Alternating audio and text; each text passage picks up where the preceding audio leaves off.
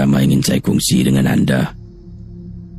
Pertanyaan dahulu, pernah ataupun tidak anda bila berada di rumah duduk seorang diri? Lazimnya perkara ini berlaku daripada pengalaman yang saya kongsi bersama, pengalaman para pendengar Ria, dan dari apa yang saya baca, saya cuba fahamkan keadaan, dan lazimnya perkara ini berlaku bila anda seorang diri di rumah.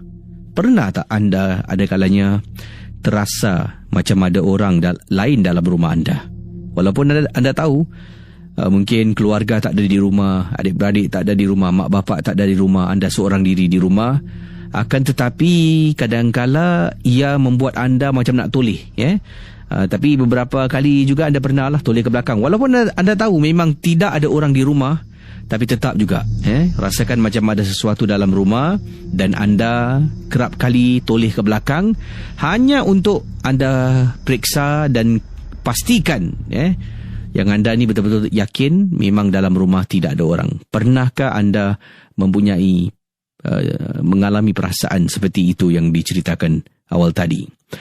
Inilah yang berlaku kepada seorang pendengar. Beliau sebenarnya tak tahu yang beliau ni ada satu, saya panggil ni kelebihan, tetapi dia tidak mengatakan ini adalah satu kelebihan. Malah dia kata ini adalah satu musibah, musibah yang melanda dirinya. Pada pandangan saya mungkin ini adalah satu kelebihan yang amat berat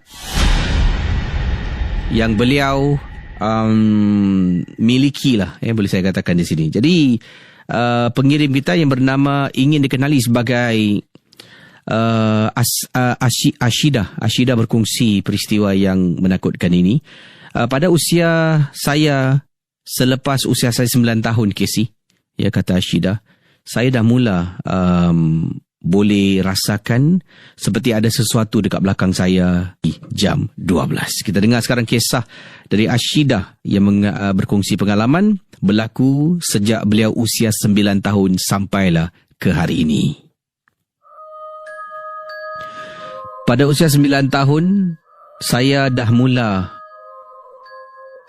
dapat rasakan kehadiran makhluk-makhluk entiti. Itu adalah usia yang mana saya dah pun masuk alam balik. Mohon maaf, tapi saya ingin berkongsi supaya para pendengar dapat tahu gambarannya. Ashida berkongsi, selepas itu saya mula rasakan macam ada orang memerhatikan saya, walaupun saya tahu kadang-kadang saya seorang diri. Antaranya dalam bilik darjah. Kadang-kadang tengah datang kelas ni, ada kalanya saya yang masuk kelas dulu. Nanti murid-murid lain masih jalan, lenggang-lenggok, perlahan-lahan pergi ke kelas. Lazimnya saya sampai dulu. Dan bila saya sampai ni, kadang-kadang saya rasakan macam dalam kelas tu, ada orang, ada pelajar lain dan sedang memerhatikan, dan ada kala memanggil nama saya. Shida. 9 tahun, Casey. Memang sesuatu yang tak dapat diduga. Saya pernah beritahu kedua orang tua, ibu dan ayah saya, pernah saya beritahu, dan mereka mengatakan tidur tak cuci kaki, makan tak doa, macam-macam lah yang mereka beritahu saya, tapi tidak membantu sama sekali apa yang mereka katakan. Jadi pendengar Ria 897 FM, Ashida berkongsi pengalaman yang mana satu peristiwa yang menakutkan berlaku sejak usia 9 tahun. Mula-mula boleh dengar dan rasa. Pada usia saya 14 tahun, daripada 9 sampai 14, Ashida kata saya hanya boleh dengar dan rasa macam ada sesuatu. Usia 14 tahun, saya dah mula boleh nampak, Casey. Boleh nampak. Bila saya kata boleh nampak, physically I can see benda-benda orang yang tak boleh nampak, Casey. My first, katanya pertama sekali saya nampak adalah dekat kawasan blok rumah saya. Saya tak nak beritahu mana saya tinggal. Blok rumah saya ni, Casey, ada kes orang terjun diri. Ya, ada kes orang terjun diri beberapa tahun yang lalu.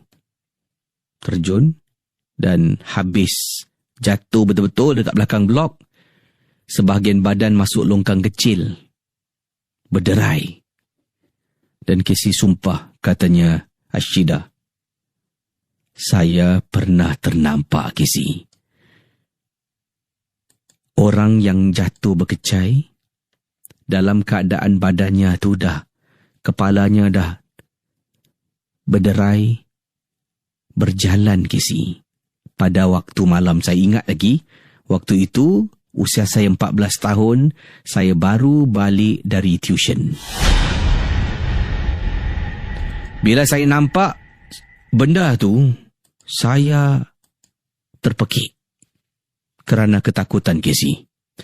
Pendengar Ria 897, anda bayangkan yang diceritakan oleh Ashida benar ataupun tidak? Kita dengar kisah pengalaman yang diceritakan di sini. Saya sampai takut nak balik rumah. Saya pergi balik rumah guru mengaji, suruh guru mengaji telefon, mak atau bapa saya datang ambil dekat rumah guru mengaji. Begitulah keadaan pertama kali saya pertama kali saya ternampak penampakan ini. Dan sampai ke hari ini, pendengar Ria 897 FM, katanya Ashida, sampai ke hari ini saya masih boleh nampak. Ini adalah satu musibah. Sebab saya takut nak keluar rumah. Saya pernah nampak, Casey, orang kata Pontianak, pernah saya nampak dekat atas pokok kain putih. Jelas sangat. Cik pun memang suka berada dekat kawasan-kawasan yang dia boleh bersembunyi. Dia tidak akan menjelma depan mata kita. Ya, seperti mana yang diceritakan. Ini adalah pendapat pandangan peribadi saya. Dia akan menjelma dekat pokok-pokok semak samun dalam tandas rumah. Nanti dia akan ikut. Kalau kita jalan, terdengar bunyi telapak kaki, pulang ke rumah kita toleh tak ada apa-apa, jangan balik rumah.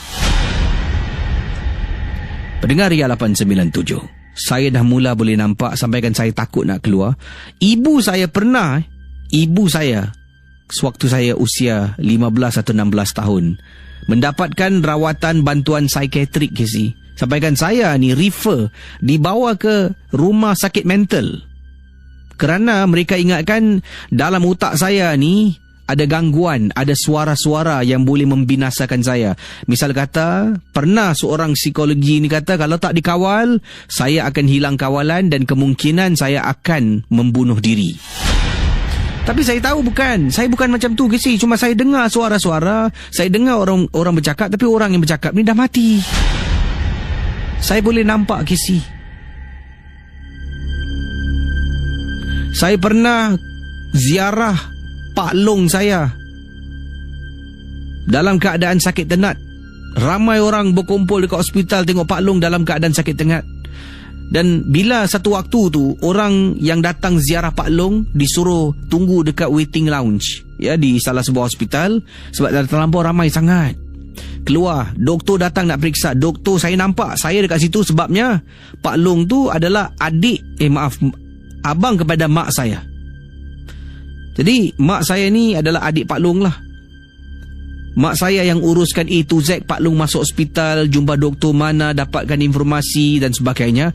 Jadi mak saya dekat situ, bapak saya dekat situ, dengan saya yang mana saya tak, kalau boleh tak nak berada di situ, akan tetapi saya perlu berdekatan dengan ibu dan ayah saya.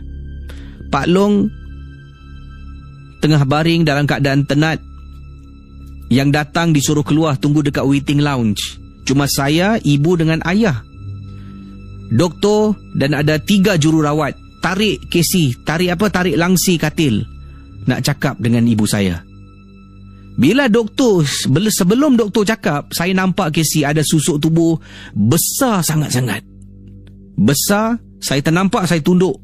Sebab memang amat menakutkan di tepi katil Pak Long. Saya bukan buat cerita, Casey. Benda tu besar, susuk tubuh tu tinggi. Tepi katil Pak Long, bila ternampak, saya tak nak eye contact, saya tunduk bawah. Doktor kata, I think he's about to leave. Maknanya Pak Long ni dah nak meninggal dunia. Heartbeat Pak Long saya dah tidak lagi selari Casey.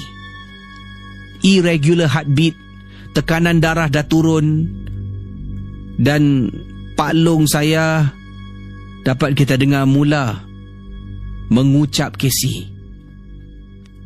Saya nampak makhluk hitam tu, saya tarik langsir sebelah belakang, saya keluar sebab takut. Saya boleh nampak. Saya rasa yang datang tu kemungkinan malaikat maut. Saya tak tahulah. Tapi saya nampak susuk tubuh hitam tinggi yang amat menakutkan.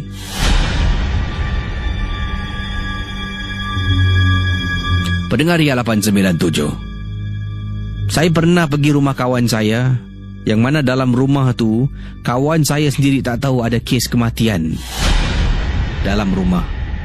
Tengah duduk Casey, nampak duduk dalam rumah kawan saya, kita tengah ada movie night. Ingat lagi, hari itu adalah hari Sabtu malam minggu. Hari Sabtu malam minggu, parents kawan baik saya ni tak ada di rumah. Mereka berada di luar negara. Jadi dalam rumah tu hanya tinggal kawan saya dengan abangnya. Abangnya keluar belum balik-balik. Best friend saya dengan seorang lagi rakan duduk dekat ruang tamu sedang tengok movie Casey. Tiba-tiba saya nampak ada perempuan rambut panjang merangkak keluar daripada bilik tidur parents kawan baik saya. I can see, sampai sekarang saya boleh nampak. Saya kalau boleh tak nak ni semua Casey. Terima kasih dan selamat tengah malam. Seterusnya ini daripada Kak Junaidah, katanya, Assalamualaikum Casey. Waalaikumsalam. Kisah kakak akung sesama ni pernah berlaku di salah sebuah di salah sebuah tempat rehat di Lebuh Raya. Kakak tak tahu nama tempatnya, akan tetapi ini adalah perhentian, salah sebuah perhentian selepas Genting Highland Casey. Ada satu perhentian dekat situ. Suami berhenti untuk pergi tandas dengan kakak, dan kita pun nak solat pada waktu itu. Dan sedang kakak solat, kakak ingat lagi waktu tu nak menunaikan solat maghrib kalau boleh tak nak berhenti Casey. Yalah, dah malam, hanya kita berdua. Tapi oleh kerana maghrib ni waktunya singkat, kakak harus berhenti dengan suami lah. Dan bila solat tu, suami beritahu apa-apa nanti pekik nama suami, pekik nama abang. Abang tak kisah, abang akan masuk, abang akan tolong. Jadi dah ambil wuduk katanya, masuk dalam ruang solat. Dan dekat dalam ruang solat tu ternampak ada seorang perempuan dah standby nak solat. Yalah, waktu tu belum lagi waktu azan maghrib, belum lagi azan maghrib. Saya pun masuk dalam, letak beg saya dan kemudian pakai telekung yang disiapkan. Dan katanya di sini, inilah kisah yang diceritakan, benar ataupun tidak, ingat rancangan ini hanya sekadar hiburan saja.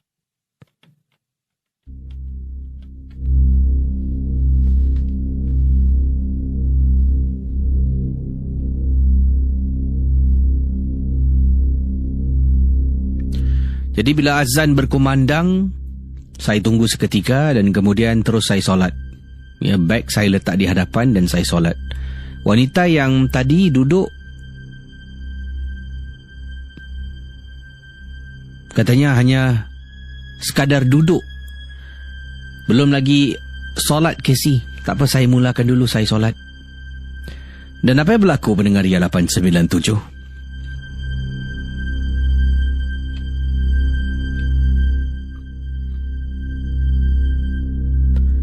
Apabila saya habis rakaat yang terakhir sebelum beri salam Casey, sebelum beri salam rakaat terakhir, sedang saya sujud tu kan, nak duduk tahiyat akhir tu kan, dah sujud, saya bangun nak duduk tahiyat akhir tu, saya terperanjat Casey. Wanita tadi dah beralih tempat, duduk betul-betul dekat depan saya. Saya dapat rasakan saya macam tersentak untuk seketika. Saya pun beri salam. Assalamualaikum warahmatullahi wabarakatuh. Assalamualaikum warahmatullahi wabarakatuh. Dah habis solat ni, dah habis solat. Apa yang saya buat lepas tu? Ambil beg saya keluar daripada surau. Suami dah diri dekat luar dari tadi. Kemudian suami tanya, dah okey? Kenapa dengan awak ni okey tak? Saya hanya kata pada suami okey. Tapi padahal KO Casey. Terima kasih. Baik, saudara, kisah yang dikongsi oleh Izul. Beliau pernah mengikuti kawan-kawan ataupun teman-temannya pergi adventure waktu malam menaiki sebuah kereta lah. Jadi dalam kereta tu ada 5 orang. Dan siapa sangka, katanya, saya tak sangka Casey pergi ramai-ramai pun boleh kena gangguan. Saya menjadi mangsa gangguan dalam 5 orang sahabat ni pergi termasuk saya. Dipendekkan cerita, kita telah pun pergi ke kawasan tanah perkuburan. Kita telah pun lalu dekat kawasan blok kosong. Tanah perkuburan di Jalan Bahar. Blok kosong pada waktu itu ada dekat kawasan Boon Lay, Casey. Blok ni saya tak tahu sekarang apa jadi, tapi pada waktu itu blok tu telah pun dikosongkan dan ini merupakan blok lama.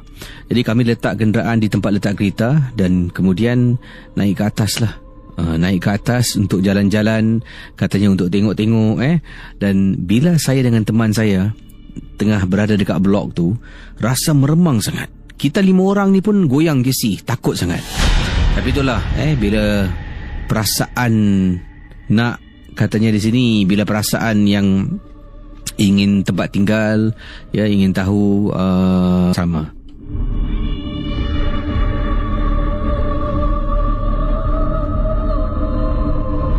Jadi bila sampai dekat blok ni, kan ada 5 orang kan dalam kereta. Kelima-lima mereka mencari jalan untuk naik atas. Sebabnya blok tu dekat tangga untuk naik ke atas dah dipagar. Lift memang tak beroperasi, tapi tangga tu dah dipagar, tak nak orang masuk ke dalam, naik atas blok. Teman saya pusing dengan saya, pusing cari. Akhirnya ada satu jalan, Casey. Pagar ni nampak macam ada orang dah pecahkan sedikit. Kita cuba tarik dan masuk ke dalam. Akhirnya semua 5 dapat masuk ke dalam blok yang kosong yang hendak dirobohkan. Naik atas, first kali naik atas sampai dekat tingkat 2 ni, kawan saya nama Rafi'i. Dia buat kelawak Casey, katanya, asal? Tadi aku nampak ada orang masuk dalam rumah ujung tu. Kau betul? Aku nampak. Kita pun dah rasa takut, Casey. Rasa takut. Tiba-tiba dia kata, tak adalah, aku main-main lah. Alamak. Bayangkan mendengar 897 FM. Dan benda ni, saya yang kena ganggu sebab bila perkara ini berlalu, kita pun masing-masing balik rumah. Saya balik rumah, tak cuci kaki, tak ambil wuduk, terus masuk dalam bilik dan saya tidur sebab dah terlampau mengantuk sangat-sangat. Bila tengah baring, Casey, dekat atas katil, tengah baring, saya rasa resah gelisah, bulu tengkuk saya meremang sentiasa. Saya akhirnya tertidur kerana kepenatan. Esok saya terdengar perbualan antara ibu saya dengan kakak saya. Ibu saya kata semalam ibu terperanjat. Apabila ibu bangun nak pergi ke tandas, ibu tengoklah saya dah balik ke belum. Ibu singgah bilik tidur saya, ibu terperanjat sebenarnya. Sebenarnya ibu saya terkejut dengan perkara yang berlaku berikut ini. Kerana bila dia masuk ke dalam bilik, nak buka pintu bilik saya, nak tengok saya dah balik ke belum, saya tengah tidur. Yang paling memeranjatkan ibu saya perasan, dalam bilik di atas katil yang sama, ada susuk tubuh yang berselubung, Casey, di sebalik selimut. Ternampak ibu saya nak menegur ni pun sampai tak tahu nak buat apa. Jadi ibu saya tunggu esok saya bangun baru dia akan tanya. Itulah yang saya katanya terdengar daripada ibu saya, perbualan ibu dengan kakak. Saya pun menghampiri ibu dan saya bertanya pada ibu, dan ibu saya mengatakan semalam tu saya bawa balik kawan. Siapa tu? Kenapa bawa balik perempuan? Tak tahu malu. Ibu saya sampai menangis. Saya kata, mana ada kawan, Mak? Saya kata pada ibu saya, mana ada kawan? Tapi ibu saya kata dia nampak dekat atas katil. Sebab katil saya ni katil queen size, yang mana bilik itu sebenarnya bilik kakak saya. Tapi oleh kerana kakak saya tak nak bilik tepi koridor, dia pindah ke bilik saya. Katil bilik saya single bed, katil kakak queen size. Kakak pun malas nak angkat-angkat katil, kata tak apalah biar kau gunakan. Jadi katanya di sini, ibu saya nampak ada macam susuk tubuh dan ibu tanya, kau cakap terus terang dengan ibu. Ibu tak nak kau berbohong dan ibu tak nak engkau buat lagi benda ni. Panggil perempuan mana tidur dalam bilik. Ibu menangis. Saya jelaskan, ibu tak ada. Tidak, ibu tak percaya. Ibu kata, ibu nampak. Kalau ibu tak nampak satu hal, ini aku nampak dengan mata aku. Macam mana nak jelaskan lagi? Besok malam Casey tidur. Ibu saya kali ini tengok lagi, ternampak lagi, terus dia buka lampu. Ibu saya terus buka lampu, dia panggil. Bangun! Bangun! Saya terbangun, tersentak. Ibu pergi menghampiri saya, pegang konverter dan terus selak selimut saya, Casey. Ibu, asal bu? Baru ibu percaya cakap saya. Dan Casey, barulah ibu saya tahu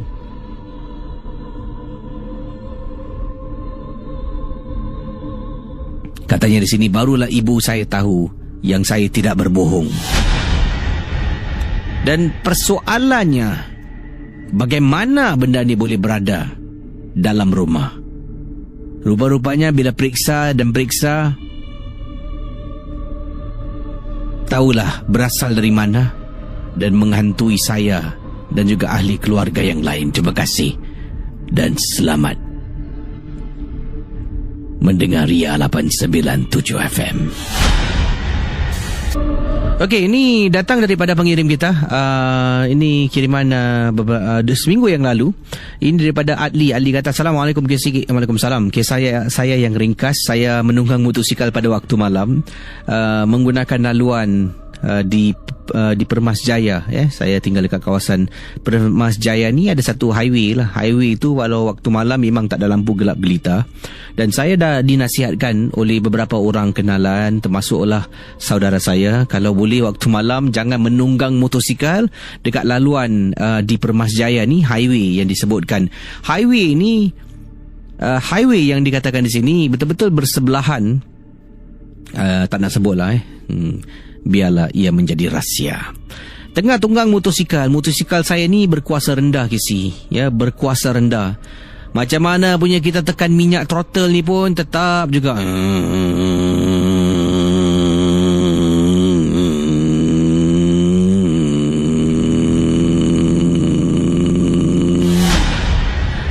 Wow, bunyi sound effect motor. Saya tengah tunggang motosikal dan saya tidak ada pilihan lain sebenarnya. Minyak saya pun dah nak habis. Saya pun tak nak pusing jauh. Saya pun dah nak balik cepat. Kata Adli, sampaikan saya terpaksa menggunakan laluan yang dilarang oleh ramai kenalan saya. Saya tunggang motosikal, tak kisah. Ya, saya tunggang. Sorang Waktu tu malam jarang nampak kenderaan lalu lalang lah. Tengah sorang ni.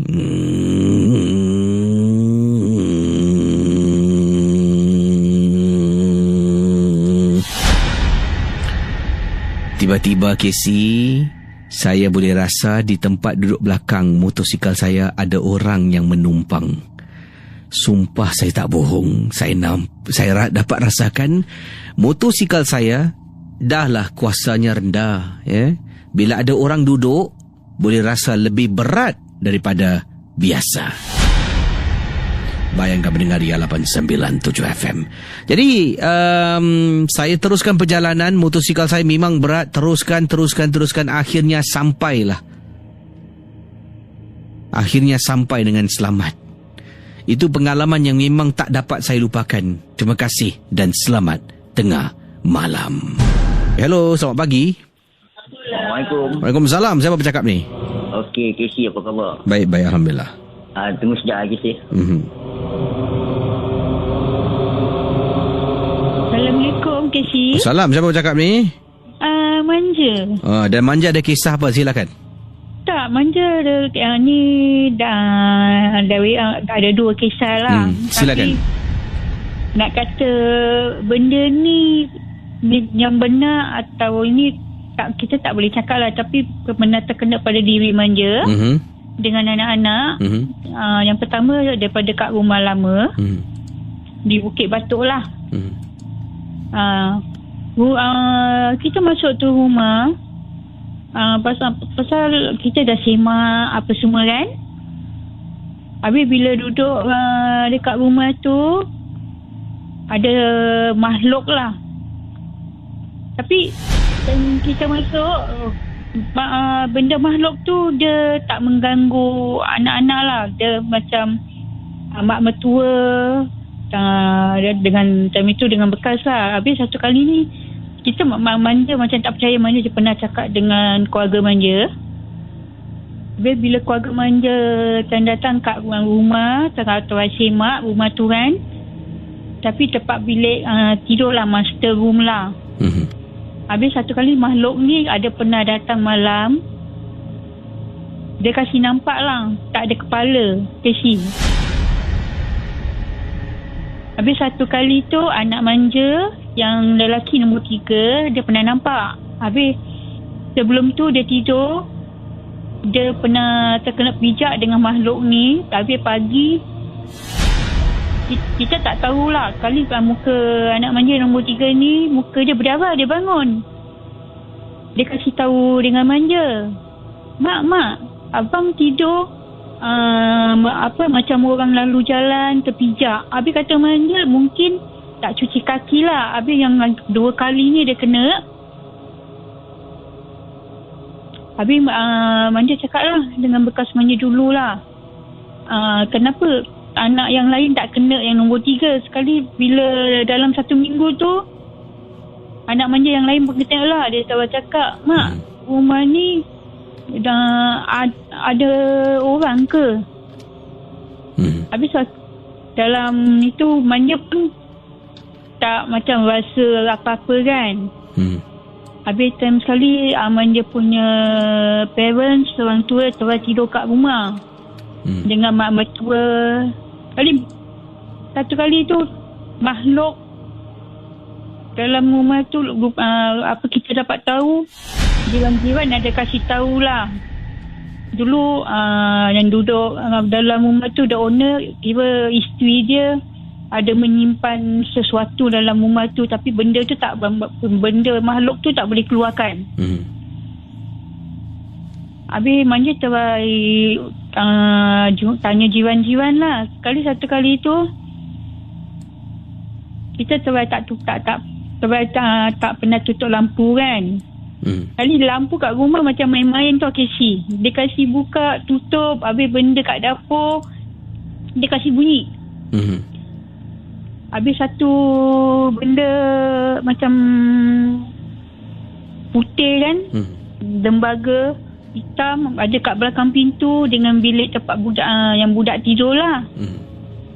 Habis manja tuan panggil untuk orang yang boleh, yang lebih pandai lah kan, yang lebih ini, diorang tuan semak rumah tu, diorang tuan alau, tapi benda tu tak nak keluar, Casey. Habis dia pernah cakap dengan anak manja, apa ni, dia pernah cakap dengan anak manja time itu yang kecil, yang perempuan atau yang kecil, atau dengan yang pernah kena pijak lah. Habis sekali manja tanya anak manja, dia cakap apa sama abang? Dia kata abang dengan yang lain-lain, dengan mak tak boleh keluar dalam rumah tu. Kira macam dia pagar atau saya tak tahulah kan. Habis satu kali tu saya try lah kat rumah dengan anak-anak. Bekas saya tak pernah balik lah, balik lambat. Kali benda yang besar tu dia seimbang depan manja. Manja punya terperanjat adalah terpekik. Manja time itu dah tak tahu, tak mengucap apa-apa kan. Besok harinya manja dengan anak manja yang nombor 3 sama dengan yang kecil, benda tu dah timbul lagi tau, Casey. Dia macam main-main, manja pergi dapur, dia langgar.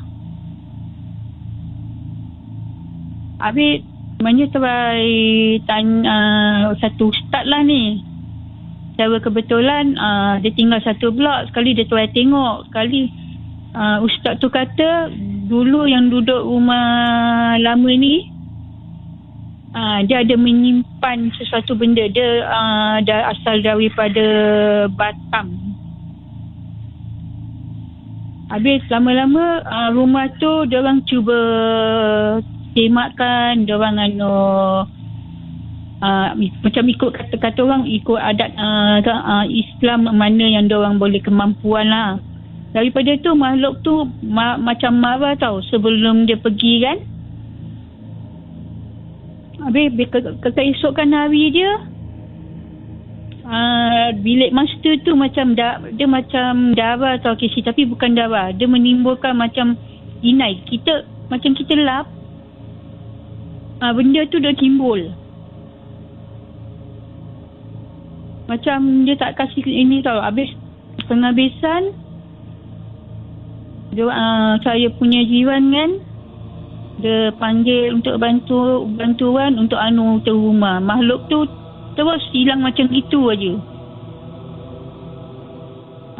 Itu aja Casey. Yang lagi satu baru-baru ni kan, manja dengan suami manja, anak-anak pergi dekat satu punggul pancing. Habis ada benda tu dekat wheelchair ni. Manja duduk kat wheelchair pasal tak boleh jalan kan. Habis ada satu benda perempuan rambut panjang ni tak berkaki. Dia duduk dekat wheelchair kanan kiri, dah tu dia tolak manja. Tapi benda tu tak berjalan tau Casey. Dia tolak manja bila dia nampak anak-anak manja tidur kan. Habis daripada situ manja cakap denganlah ni makhluk, aku tak ganggu kau. Aku dengan anak-anak aku, suami aku untuk nak cari rezeki. Macam kita bawa anak-anak kan. Habis benda tu macam main-main tau Casey. Dia macam pusingkan manja duduk kat wheelchair kan. Tapi kat belakang lagi ada orang tolak. Dia macam satu lembaga. Tapi ini dia tunjukkan dengan terang tau Casey. Baju putih, mata merah. Habis dia berdiri belakang manja kan. Habis yang satunya, yang kanan kiri betul-betul kat depan manja ni, dia pergi duduk dekat atas wheelchair tu.